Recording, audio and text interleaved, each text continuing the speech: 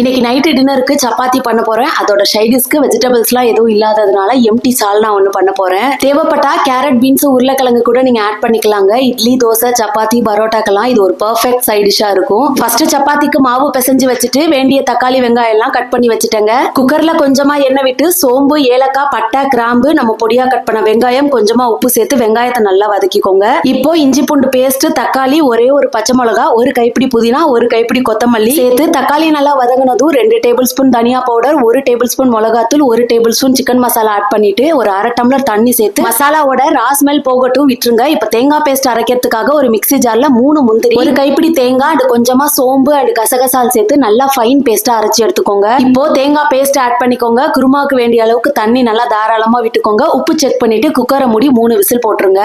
Whistle அடங்குனதும் cooker மூடி open பண்ணி பாத்தீங்கன்னா நல்லா எண்ணெய் மிதக்க மிதக்க கமகமான்னு எம்டி சால்னா ரெடிங்க. இதுலயே சிக்கன் சேர்த்தும் பண்ணலாம்.